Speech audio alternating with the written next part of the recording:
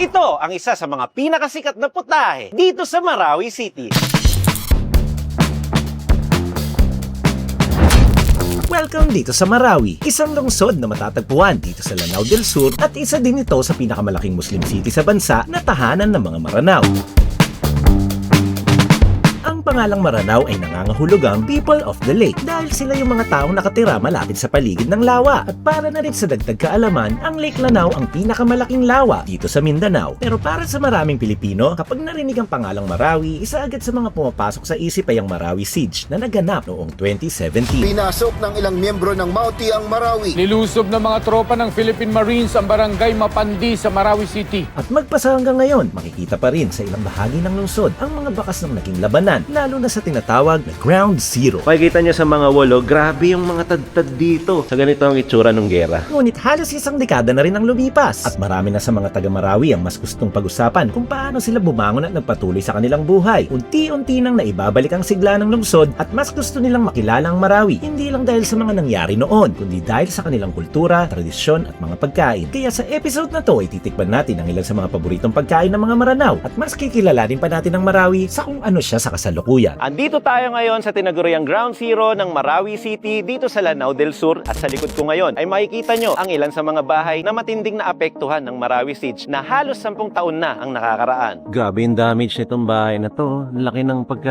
no? Wasak-wasak na ganyan nung natapos yung gera. Ganyan kawasak ng bahay. Pero unti-unti naman kahit paano may mga nakatira at nire-renovate na yung iba. Pero ito talaga hindi pa siya binalikan. Kumbaga ginawa nilang base nila, parang nandun lang sila sa loob. Kaya yan puro rat-rat ng bala ng gera. Ito kasama natin si Sir Janjan, ang ating local tour guide para makapasok tayo dito sa bahay. Makikita niyo sa mga walo, grabe yung mga tad-tad dito. Ayan yung itsura. So nung nagkakaputukan noong araw, almost 10 years ago, mga kaps, ganito ang itsura nung naging base nila. So dahil nga nasa loob yung mga naglalabanan, so syempre raratratin na lang sila mula sa labas. Merong butas dito, sir, na siguro parang lagusan nila para madali sila makapunta doon. Katulad nito, ayan pwede mong pasukin to nang lulusot ka lang nang walang problema. Delikadong maglakad-lakad sa labas noong araw dahil yung mga bahay sa labas may mga third floor, may second floor, madali kang maispatan. Tapos banda dito may makikita kayong hagdan kasi ang bahay na pinasok natin mga kabs is halos 3 floors din. Nagpaalam naman tayo, okay lang daw umakyat. So makikita nyo, may mga lagusan din. Halos wasak na lahat ng mga parte nitong bahay na to. Ang dami din tama. Tapos nagkalat na dito. So ganito ang itsura sa loob ng isang bahay na nakaranas ng matinding gera ng Marawi Siege. So dito sa area na to, halos tinubuan na din ang mga lumot at halaman sa tagal na po. Almost 10 years na kasi yung nangyari. So itong bahay na to ay halos hindi na binalikan. Who knows, siguro after ilang years, bumalik ang may-ari, pagawa to, kapag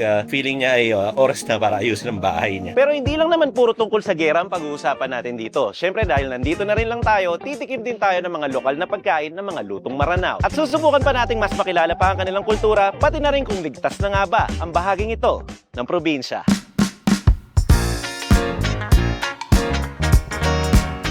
At first stop natin dito sa poblasyon ng Marawi, nandito tayo sa isang kainan na kung tawagin ay Marawi Restaurant. Meron sila ditong inaluban na isda na hindi ko rin alam o wala akong idea kung ano to, kaya nandito tayo ngayon para alamin. Pasok tayo dun sa loob, umorder tayo tapos tikman natin ang kakaibang dish na to.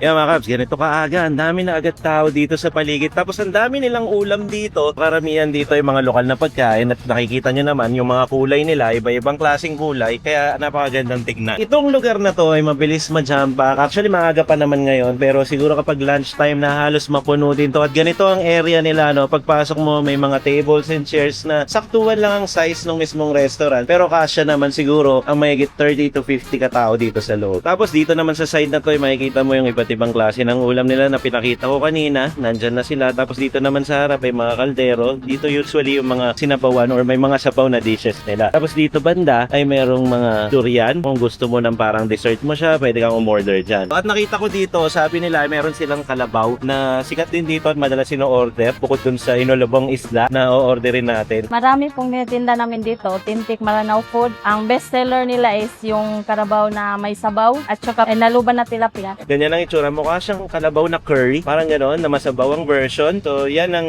isa pa sa kakainin natin today dito sa Marawi Restaurant. Ito naman yung badak po kung tawagin. So, may langka yung kanilang sinabawan dito. Tapos meron din po kayo yung tinatawag nilang inalubag. Ito yung naluban ng tilapia. Naluban kasi nihaw muna siya bago nilagyan ng niyog at saka yung palapa. So, inalubang isda siya. So, ganun din ang itsura. Halos pare-pares po yung kulay nila nito, no? Magkano po order nun?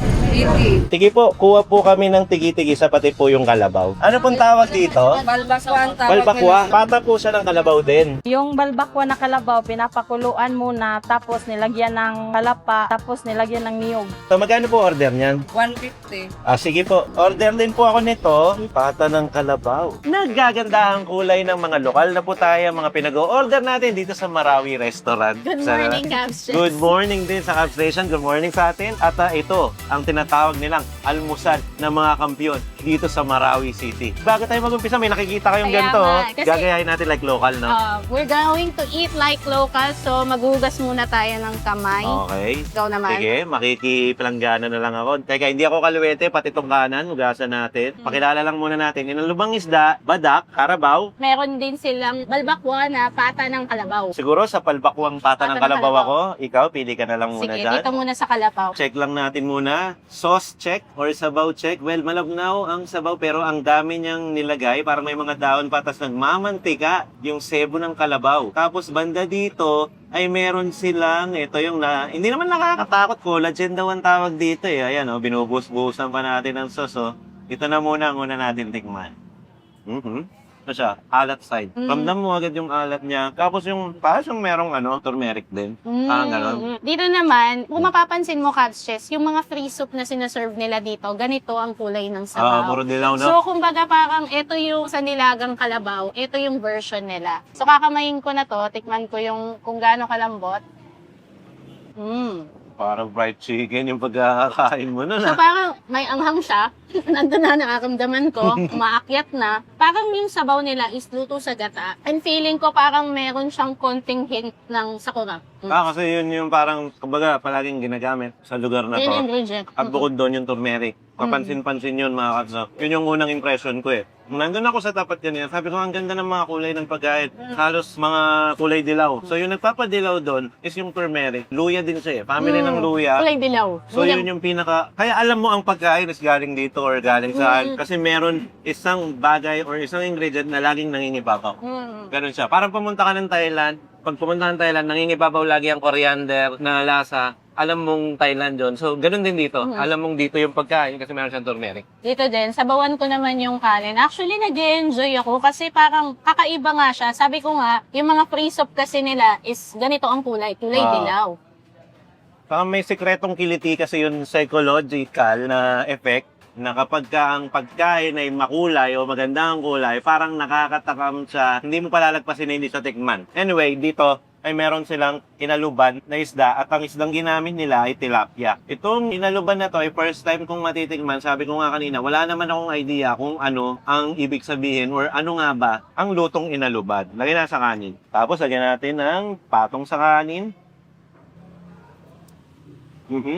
Turmeric pa rin lang yung ibabaw. Kahit malabnaw yung sabaw, malasa siya. Alam mo ba, Cabs, ang ibig sabihin talaga ng inaluban is grilled fish siya na niluto sa coconut milk. Bago siya lutuin, ang nangyari, kung titignan mong maigi, yung tilapia Ito. talaga is grilled siya. Makikita Tsaka mo siya- pag binaliktad. Oo. Tsaka ngayon siya niluto sa may ginger, sa may sili, sa turmeric, at meron din sa gata. So yung sabaw na yun, kaya ako nasabi sigurong malasa dahil pala may gata yan. Kung sinubo ko siya, sabi ko, bakit ganun? Malabnaw yung sabaw pero malasa dahil pala may gata. Sige, tikman ko din. Kumbaga, di ba sa ibang parte ng Pilipinas, ginagawa naman yung dinengdeng. Pwede ding ihaw, pwede ding prito, pero mga gulay naman. Dito naman, ang gamit nila is yung coconut milk. Okay yung inaluban. Pero ito, ang tinatawag nilang badak. Ito ay langka talaga. Mukha man siyang kamansi sa iba. Tingin ko ito yung tamang patunay. Langka talaga siya. Ito na lang kainin natin. Ito usually nakakain ko to sa turon, nakakain ko to sa halo-halo. Pero dito sa Mindanao, dito sa Marawi, makakain ko to sa dish na kung tawagin ay badak. Oh. Ito nga, oo. Kasi malalaki. So, ito yung mga hilaw na jackfruit or langka. Para siyang seafood dish. Kung malalasahan mo yung tulo ng sabaw sa dila mo para sa seafood. Kasi Kabses, ang badak talaga, niluluto siya kasama ng isda. Traditionally, So may isda yan. meron. Pero sa ngayon, naubusan tayo. So, meron na lang siyang mga pera-peraso. May similarity siya nito eh. Ang magkakaiba lang, meron siyang langka. Pero dito kasi, since ang ginagamit nila yung bariles, yellowfin tuna, niluluto na siya as is. Magkamukha man sila, pero mas nalalasahan ko na ang may gata talaga itong inalubang isda. Kaya dito ako sa inalubang isda. Okay rin naman siguro ito kung may isda, pero ngayon kasi parang langka lang meron, no? Wala kasi itong gata. Ang pinaka-main nito is yung palapa. Meron Okay. siyang palapa. Marami tayong natututunan kakaka-travel. Ang dami ko din nadidiscover at nare-research. Siguro pwede natin sabihin, the more you travel, the more you learn. Kaya tara, travel pa tayo sa susunod natin pupuntahan. Kumain pa tayo ng mga pagkain lokal. Dito mo lang matitikman sa Marawi City.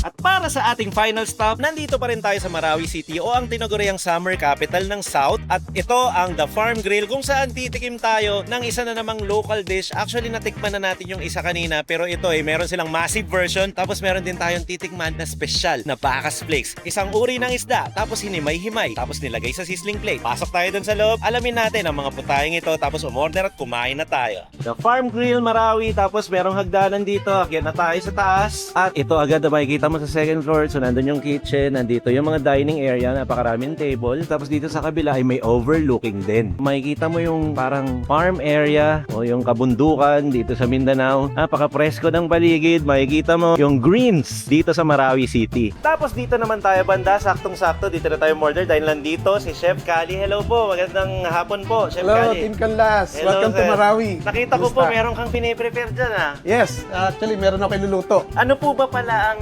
bestseller o pwede naming matikman at maipakita? Siyempre, dito gusto ko patikim sa inyo yung local. And meron dito yung sariling luto ko. Ayun yung version ko ng bakas sisig. So ikaw, kung gusto mo pumasok para makita? Ay, sige po. Sige, Okay. pasok tayo. Chef, salamat sa pagpapasok. Nakikita ko, dami mong naka-ready na pala dito. Ito ba yung tuna? Yes, ito yung tuna, ito yung bakas. Siguro nadaanan nyo ito nung papunta kayo dito from Iligan, no? So yun yung version namin ng smoke na isda. Instead of the usual na mga bangus and galunggong. So kami dito, it's tuna, bariles. No? So, Tapos meron din ako nakita dun sa menu nyo na nakasulat na inaluban tapos tilapia. Actually, Chef, kanina kumain ako ng inaluban kasi sa karinderya type lang na Sige. order. Nakaplatito lang siya. Pero nagustuhan ko po yung lasa. Nagustuhan mo. Meron din po kayong ganon. yes, Ano naman patikim mo- kinaibahan? Wala siya actually pinagkaiba. Ingredients is almost similar sa pagluto lang. Ano ba kasi ang ibig sabihin ng inaluban? Inaluban is a term namin ng inihaw or smoke. Kaya pala So, may ginigrill kanina Yes, ng mga yes. tilapia. So, yun lang naman yun. Ganun lang siya kasimple. Okay. Sige, may lulutuin Start tayo, si Chef. no? Sige While, po. while nagkukwentuhan tayo. Sige. So, naglagay si Chef ng Ng mantika. So, dito sa isa, yung sa bakas, gagamit ako ng butter. Since naihaw na natin yung tilapia, no? Malalaki. Hindi ako usual nagsaserve ng ganito kalaki. At syempre, pag may mga special akong bisita, Oy, ito wow yung aking naman. sinaserve. Kumbaga, ito yung mga daily catch, eh. Kung ano yung available sa palengke na fresh, yun yung aking Pero sinaserve. ang laki, no? Tingnan mo, pag dinangkal, kulang pa eh. Oh. So, magigisa na tayo. I-ready na po ang mga pang-aromatics ni Chef. Yes, aromatics. Magsisimula tayo sa garlic. So, lalagyan natin siya. Sibuyas naman. Sibuyas naman ang diba? sumunod. Very Bawang basic. sibuyas, oh. Bawang sibuyas. But sa amin, syempre dito, bilang isang Maranao, Ay, meron hindi kaming nawawala condiments na to. ginagamit. Ito yung palapa. Familiar ka na ba dito? Opo, palapa. Yan. Napansin ko po na halos lahat ng luto ay nilalagyan ng ganitong klaseng sangkap. Yes, dito sa amin, Marawi. yan yung nagpapa-identify sa flavor ng Exactly aming po, Chef. niluluto. Tama. Kahit anong kainin mo, halos ginagamit yan. So dito naman sa kabila, Ayan, sabayang maglalagay- pagluluto. So, Yes. aromatics. This time naman, sibuyas. Sibuyas and palapa. Halos parehas lang, bawang lang ang nawawala dito. Kasi sisig style to, no, Chef? Yes, sisig style. Kaya sibuyas. So ilalagay ko na itong ating bakas. Ayan na yung, ano, Kasi yung mauna sinapchap. maluluto ito kasi ready na eh. Oo nga Kumbaga, naman. smoke na kasi ito eh. Nakasisig cut talaga. So, ito yung kanina na may sibuyas. So, nagisa na yung sibuyas. So, nilagay na rin yung mga karne. Next naman dito, maglalagay na tayo ng turmeric powder. Ayun. Ito ang nagbibigay ng magandang kulay ng Yes, dish at nagbibigay ng vibrance, no, Chef? Yes. Kasi kami naniniwala kami, yung kulay niya is pang ano to eh, actually pang okasyon. Kumbaga, very royalty yung kanyang color dahil Tama. golden yellow siya eh. Tapos dito naman, tuloy-tuloy pa rin yung pag-isa. Kasi ito ay pine-prepare na para i-sizzling. So naglagay ako ng oyster sauce. Dagdag tayo ng paminta and Okay. konting asin. Dito naman sa kabila, sabi no, para ako na sa Sanay cooking na show. sanay si Chef, eh, no? cooking show na sabayang pagluluto. Kadalasan ginagawa ko Cooking to, show. chef. Dalawang magkaibang cook ang nangyayari, pero ikaw isa lang. Isa lang. Ito naman ng gata. Freshly squeezed gata. Hindi rin yan nawawala sa aming mga lutuin. Kasi dito sa Lanao del Sur, isa kami sa mga producer ng kopra. Marami kaming mga luto ng gata. Oo, gawa sa kaya gata. nahilig din kayo sa Yes. gata kasi produkto nyo marami. Produkto namin yan, Oo. yan. Ganda na ng kulay. Nagkaroon Yeah, lang siya ng vibrant gata at siya. saka turmeric. Ganito na yung kulay. So, dito tayo sa kabila. Ayun, balik tayo Well, dito. ito, luto na ito eh. Okay na yan. So, set aside ko muna ito. Initin ko lang yung ating sizzling plate. Ayan, yung sizzling plate, ready na. Magic. So dito, while pinapakulo siya, natin chef? yung ilalagay natin yung tilapia para mag-combine yung lasa, mag-incorporate ang lasa nga ng naman. gata. Lagyan natin ng seasoning na Paminta, tsaka asin. Yung method niya na ginamit sa kanya pagluto, inihaw muna siya bago Yun niluto nga eh, oo. sa soup. Pag maproseso ang pagkain, mas lalo siyang sumasarap. Yes, tama. Ganun yun. So ngayon, itong Uy, may available kong gulay. gulay. Usually nilalagay ko dito pako, pero itong lalagay natin. Wala namang problema ito. Isang buo, kumasya dito sa kawali ni Chef. Parang nai-infuse yung nilutong Yes, sarsa. nag-infuse. Tapos Ano yung- dito banda, papahiran Yeah, na tayong papahiran butter. na ng butter. Nilagyan na po ng... Game na tayo, game na. Okay, game. Bismillah. Ito, ang ganda. Yung tunog na yan. Yes. So Ay, ayan. nilagyan ng itlog. Itlog sa gitna. Nagulat ako, Chef. Kala ko hindi mo babalatan. Ayun, nilagyan niya ng Yan. ano sa gitna ng konting space para sa itlog. Yun. So, basically, yun na yun, no, Chef? Yun na yun. Ang Yun na galing, ito. ang Ready bilis. na. Thank you, Chef, na pinakilala mo sa amin ang mga pagkaing lokal dito sa Marawi Yes. City. Hindi, di pa tayo tapos. Doon tayo sa labas. Kakain tayo. Oh, sige po. So, i-ready ko lang ito lahat. Then, kita tayo sa labas. Okay, salamat, Alright. Chef. Ito na yung malaking inaluban version ng tilapia na niluto ni Chef. Kasama natin si Chef Kali. Yes. At sa kaliwa ay si camerawoman pa rin, syempre. Tatlo kaming kakain nito at baka makwentuhan tayo ni Chef habang kumakain na, Oo. Chef. Siguro tikman agad natin siya. Chef, tulungan mo kaming tumikim, Chef, ha? Kahit Oo luto naman. mo to. Actually, ano to? Ito yung mga tilapia namin sa Liklanaw. So, malalaki siya. Lagyan kong gulay, Chef. Thank you. Yan natin ng sauce. Uy, ikaw pa nagano sa akin. Ikaw Yes, Chef, bisita. niluto mo na to, Chef. Dapat gabi naman na mag-serve. Tingnan Okay. natin kasama yung sarsa. Kuha Okay. tayong konting laman. Cheers! Cheers. Cheers! Bismillah. Oo nga. Yung linamnam agad, tsaka yung creaminess ng gata. Ang ganda ng combination ng turmeric tsaka gata talaga, no? Tsaka yung kulay nga, ito paulit-ulit ko sinasabi, nakakagana talaga. Katulad ng kanin na yan. Pag may Very kulay. vibrant siya. Ang sarap nung combination nung pagiging smoky nung tilapia dun sa cream ng gata. Iba yung fusion niya. Ramdam na ramdam. Oo, kasi hindi naman sa pagkukumpara. Yung kinain natin kasi kanina, piece lang yun. Ito kasi inihaw siya ng buo. Kaya ramdam mo talaga yung smoke. Yes. Tapos nakita ko, Chef, nung nilagay mo nga, hinayaan mong mag-infuse yung creamy nitong sauce dun sa mismong tilapia. Parang So, yeah. pumasok siya sa loob. Parang siyang na-marinade. Para mag-blend yung kanyang flavor. At syempre, number one na nalalasahan mo dyan is yung, yung palapa. Oo. Yung aming local na condiment. Totoo yan. Sabi ko nga, parang halos lahat ng dish dito, pag nalasahan mo yon, alam mong Marawi City. So, dito mo lang siya matitikman. Tsaka yung mga now foods po kasi, parang napansin ko, very colorful siya, enticing sa eyes. Gusto ko yung combination ng creaminess nito at yung smoky pag pinagsama mo siya. Ang galing ng dish na to. Tsaka may konting anghang sa chef. Ay, hindi mawawala sa amin yan. Kahit sino, di ba, gaganahan ka kumain kapag Oo. manghang. Sa una wala eh. Nasa dulo. Habang tumatagal Eh, meron. napainom din ako tubig eh. Sabi ko, Kaya pala uminom ng tubig. manghang pala yung luto ko ah. Kuha tayong kanin, chef. Ito pala yung aming turmeric rice or Ah, ito tinatawag naming cuning rice. Basically, it's just a very simple, hinaluan lang siya ng turmeric. Just the usual na pagsaing. Turmeric ang hinalo, then may steam mga na po konting siya. aromatic. Hindi siya fried rice pala. Sinaing Ay, siya na hindi. may Sinaing, kulay. sinaing na may ano. Kumbaga para siyang shortcut way ba? Yes. Pagkaluto niya, may kulay na siya. Alam mong masarap yung luto na to kasi dito tayo nakababad. Oo. Uy, nantay ko yung kanin kasi very savory yung ulam natin eh. Kumuha na ako ng malaking part, chef, ah. Totoo yung sinabi ni chef. Kailangan nyo maubos yan. Pag hindi naubos, ibig sabihin hindi masarap. Hindi ako maniniwala masarap. Hindi lang po kami ang kakain, chef. Marami pang nag-aabang dyan. Ang nga pala, expert na si chef kasi sa totoong buhay talaga meron pa nga siyang kusinerong Maranao. Kusinerong Maranao. Yan.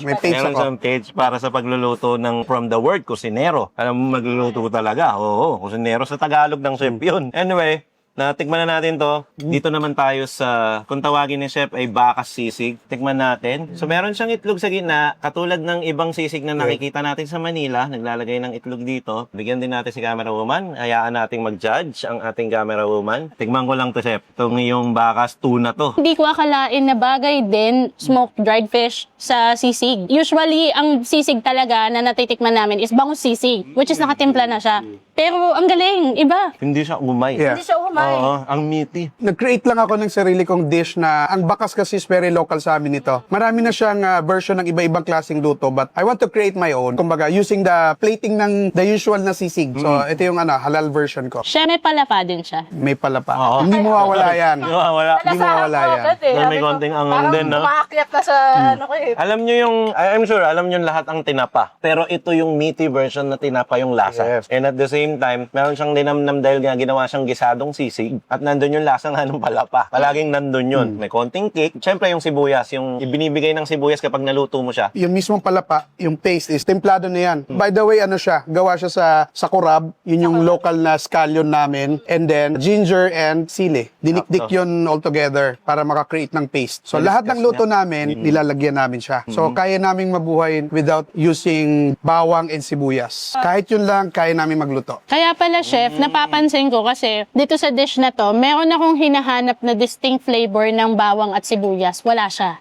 Medyo na-overpower siya ni palapa. Andyan lang yan, andyan siya bata. bagay eh. Yes, nag-blend. Walang ano eh, parang, kumbaga parang, Balance. nag-iba pa nga eh. Kumbaga parang may alternative kayo instead of using those. Kahit magmahal ang sibuyas, di kami apektado dyan. Galing. Oo nga. Meron kaming palapa. Totoo yung anghang, chef. Sabi siya, Totoo yung kahit ako sabi ko, maanghang pala. Pero, Kung nga na nagkukwentuhan kayo, niladama ko muna. Pero anghang na kaya naman. Kasi baka may matakot naman, no? Cubs, may gusto ko ipatikim sa inyo. Ito, isa sa specialty namin dito sa The Farm Grill. Gumawa ko ng version ko ng sikwate. So, we're using a local tableya from galing din dito sa Lanao del Sur. Very rich yan. Malapot. Ingat lang kasi mainit siya. Ayan, umuusok pa, oh. Oo. Ay, Ang wow. grabe, oh. Tingnan mo yung tsura. Kasi dito sa Marawi, malamig eh. So, kailangan namin na something na mainit. Yes. So, Tama naman, chef. Okay. Lagyan natin. Actually, umuulan na nga ngayon. Ay, sakto pala, umulan, no? Sakto tong ano, sikwate. Para siyang yung tsokolating pambata. Cheers! Maraming salamat, chef, ha. Sinamahan niyo kami dito. Siyempre, welcome kay lagi dito sa Marawi. Bago tayo magpaalam, gusto kong mag-thank you kay chef at sa mga tao sa Marawi. Ang babait po ng mga tao dito. And by the way, ang sarap din ito. Parang nakaka-addict to, ah. Pabalik-balikan nyo to sa Marawi. Chef, parang masarap tong may sinasawsaw. Oo. Yes, ay, Usually nagpagawa ako niluto, ng churros. Ayan na! Grabe! Ang bilis Chef, ah. ang bilis naman ng pakinig ko. Ang bilis, oh. Dahil mabilis din. Bagong luto, Ayan. mainit. Mas masarap ba siya isaw-saw sa... Parang ano, your wish is my command ah. Thank you, chef. By the way, na-champuan lang talaga namin si Chef. Itong araw na to ay hindi naman nakaschedule. So, thank you kay Chef. Oo naman, kayo pa. Naka-follow ko sa inyo. Siyempre, magmamadali rin ako magpunta dito para may present ko sa inyo ang aking mga luto. Ngayon, napatunayan na namin, Chef, bago kami magpaalam sa video, no, bago natin tapusin, napatunayan na namin, siyempre, dulo na, kailangan natin summarize, napatunayan na namin, Chef, na ang Marawi ay napaka-friendly ng mga tao, napaka-safe, taliwas, dun sa pagkakaalam natin na magulo sa Marawi, merong mga laging parang bakbakan, yung mga ganun. Ganun po ang naano sa mindset namin. Kaya sinubukan namin, sige nga, paano, kung personal nating maano. Actually, kanina, chef, bago kami pumunta sa mga kakainan namin, galing na kami sa Ground Zero. Medyo nakakalungkot lang yung nangyari before, pero ang galing kasi kahit papaano nakikita namin kung paano bumabangon yung mga Maranao despite of nangyari. And syempre, sana itong video na to na ginagawa namin, hindi lang kami, sana ma-encourage din namin lahat ng mga influencers Katulad ba namin. na ginagawa din yung mga ganitong bagay na mapuntahan to and maipakilala yung kultura at pagkain ng Maranao. Kasi talagang kami, nagagandahan kami dito, ang babait ng mga tao, Oh, yan. sobrang welcoming nila. Hindi kami naka-feel ng any single intimidation. Walang rudeness. Chef, thank you. Alam namin na sobrang busy kayo. Talagang pumunta kayo dito, pinagluto nyo kami and binigyan nyo akong churros.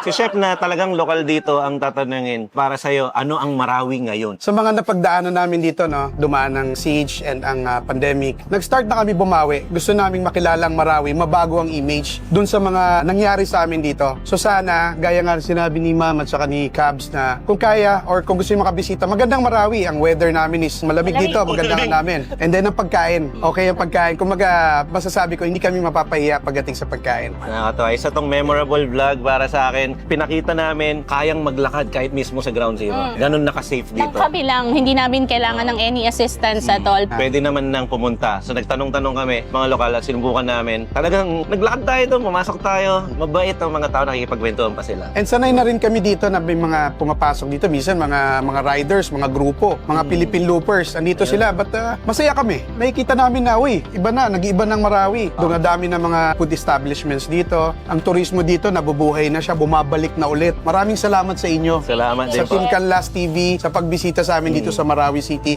And sana next time, kung papala rin makabalik kayo dito, gusto ko kayong samahan sa buong Lanao del Sur. Mag-around the lake tayo. Yes. Marami pa ako sana gustong ipatikim sa inyo. Pwede at rin tayo makita mag-ano lugar. doon. Kung may sipon, magsipon din tayo. Kasi nasa dagat. Pwede, meron kaming coastal na may mga iba rin kami mga seafoods. Ayan, abangan nyo mga Marami kabsa. tayo. Abangan nyo. Gusto lang din namin magpasalamat at sa buong taga dito sa Marawi City, sa mga Maranao na hindi namin naramdaman na dayo kami Totoo. sa lugar na Isa to. pa yan. Alam mo kanina, nakausap ko nga si Ma'am Tisay. Part din siya dito sa may farm grid. Gusto ko nang maiyak sa kwento niya kasi iba yung heartfelt message niya bilang sa atin sa Team Canlas at bilang pagbisita natin dito na para bang ang tagal na naming magkakilala. Off-cam lahat tong kinukwento niya. Hindi namin akalain na ganito maka-appreciate yung mga tao dito sa Marawi at yung mga Maranao na talagang pagsisilbihan kanila. Kumbaga, meron siyang tinawag na term yung paggana. Pagana Maranawi, ibig sabihin pag-serve. Yes, yun Pag-serve. nga po. Dami Pagana natin Maranawi. natututunan. Nakakatawa, sobrang nakakataba ng puso na ganito nyo kami i-welcome kahit na nasa malayong lugar kami, hindi nga namin naramdaman na dayo o bisita kami. Talagang parang parte kami ng pamilya nyo. Ano yung balahibo ko ha?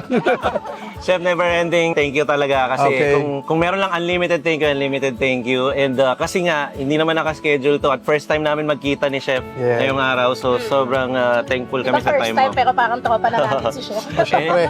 Anyway, baka ma-OT at umiyak na po si Camera Woman. So siguro hanggang dito na lang muna, no? Pakilala lang din ulit natin, Chef Cali po, kusinerong Maranao. At ako naman po, si Cabs Chess. At ako naman si Camera Woman. At ito po, ang Team Canlas TV na lagi magsasabi at papaalala sa inyo. Nakasama natin si Chef na wag yung kakalimutan at laging yung tatandaan. Mag-cheers tayo, Hi, Chef. Cheers! Ayan, Thank you so much cheers!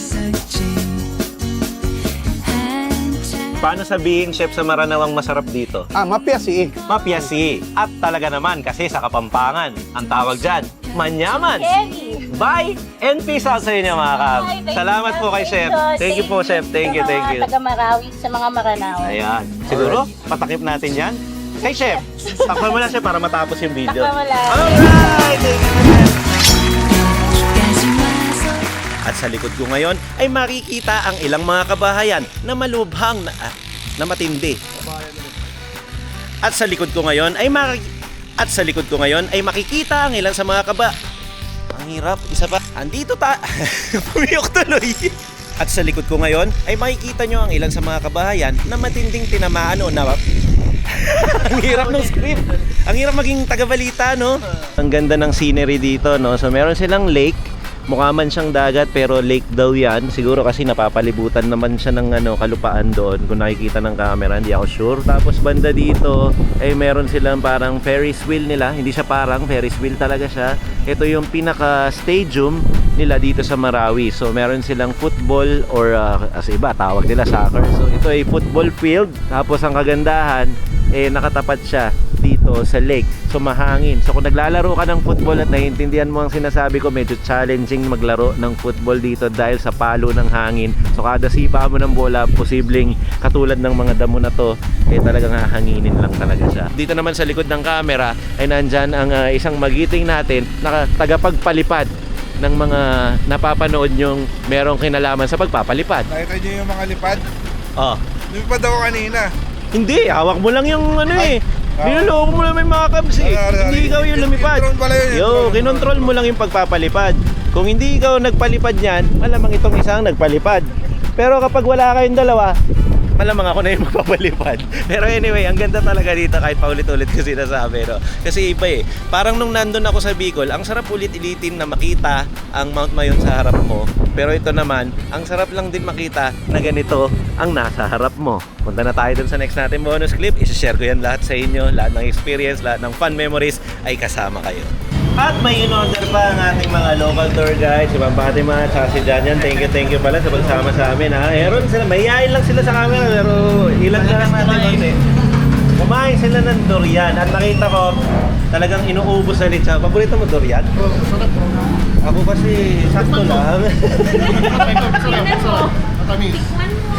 Yun na, naka-on camera eh. Sige. Ito na. Ganito ba ito isang buo? Oo. Tapos ang sikreto sa durian, bago mo siya kainin, huwag mo siyang aamuyin. Pero ginawa ko pa rin.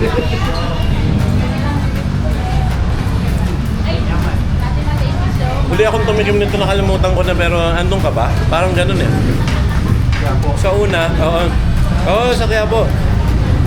Sa una, medyo maano ka lang, pero pag nasa bibig mo na siya, kakalimutan mo na yung amoy. Nandun ka nakapokus sa dila mo. Mahap naman siya, creamy siya. Sweet, no? Creamy and sweet, tapos ang masin ng feeling niya. Parang kumakalat lang sa bibig. Anyway, that's durian. Bigyan natin si camera woman. Oy, nag-rhyme. Ah. Ako na pala. Durian, camera woman.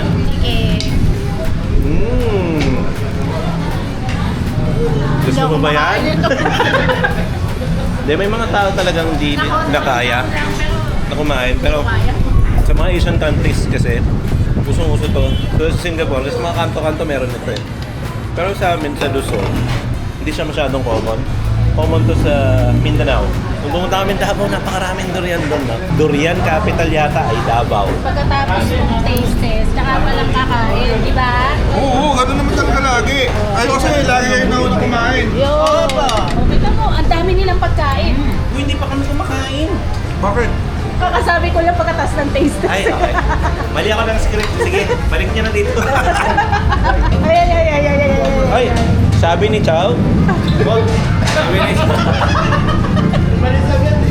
Sabi ng kapatid ha. Sabi ng kuya, patikim daw.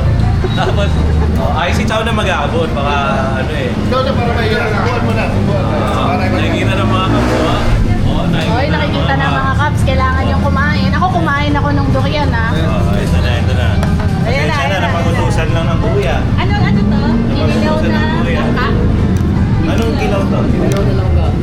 Kinilaw na langka. Sarap yan mo eh. Sarap yan. Okay. Alright. Na-conquer niya yung fear niya. Yan. Kasi po, si Tito Zen ay hindi kumakain ng mga kilaw. So, ayan, napagtripan ng kuya. Tapos nung tinikman, mukha namang nagustuhan, kaya iwan na natin. Ito hindi na natin i-alok dito yan. Alok natin. Ay, alok po. Sige. Oh, kain ka daw. Kumain ako kanina. Hindi namin nakita eh. Hindi ka pala dapat ayain, eh, kusa naman. Baka basic. Wala namang inaayawan ko.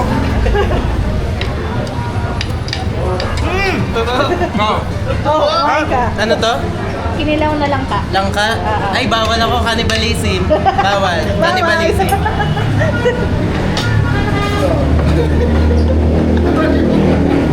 Ayaw lang durian, ayaw lang durian. Kung ano pinapakain ng kuya. Hindi, baby pa kasi si Tito Ze. Sa mga nagtataka, bata pa po si Tito Zen. Baby pa siya. Pero may baby na siya. Congratulations, Tito Ze. Congratulations. Thank you mga kaps. Enjoy the next bonus clips. Nag-enjoy lang kami. Napansin natin dito sa Marawi, approachable yung mga tao na parang nasa CDO. Approachable, tama. Di ba? Hindi ka na magdadalawang sabi. Pag may Oo. pakiusap ka, o agad sila. Ang daling kausapin. At sila po ay taga Mindanao din. So mababait po talaga sila. Opo, Ayan. mabait po kami. Hindi ka kasali. Taga Valenzuela ka. Pero mababait ba taga Valenzuela to? Katulad mo. Ako sa totoo. Ito pala yung van na hiniram namin. Kung may nakikita kayong ganyan, hindi po namin gawa ito ha. Baka at least meron akong ebidensya. Meron na po talaga to. Alam ng owner to. Ayan. I travel for food. Abangan. Mag-aalisin ko na po. Pero ang taas pa ng energy ng taong to. Ang pagtatrabaho niya hindi uminto. Katulad niya, babaling ko sa glitan. Natrabaho pa rin eh. Natrabaho pa rin eh. Ano lang, pag taste test lang. Ibig sabihin, kaya ng isang tao tol. Kaya ko na yun. Wala na to. Si Sande na to. Si Sande. Kaya naman isang tao. Kaya naman ng isang tao. Para saan ba yan? Marami akong binubuhay. And it's a wrap. Ito na po ang huling bonus clip ng episode na to. Maraming salamat sa mga, lalo na sa mga taga Marawi na nakasalamuhan namin dito at ang babait po ng mga tao. Goal namin dito, mga Kabs, ay ipakita sa inyo na safe ang Marawi. So kung talagang safe ang Marawi, pupuntahan namin siya nang hindi namin kailangan ng papa-escort pa, protection. Kasi nga pinapakita mo na safe siya. So para mapatunayan yun, hindi kami kumuha ng escort. So nagtataka yung iba na pinuntahan natin, bakit na wala tayong escort? Siguro nakasanayan na nila, no? Na merong ganon. Anyway, kahit wala naman kaming escort, meron naman tayong kasamang tumulong sa atin na taga Cagayan de Oro. Ayan. Naman, Pasma. Sabi Jaja. Mabuhay ang bagong kasal! Yay! And as I always say when I close the video at the end, manyaman Kenny. Manyaman Kenny. Alright. Are we closing it like this? Thank you. Yes, thank you, Mark.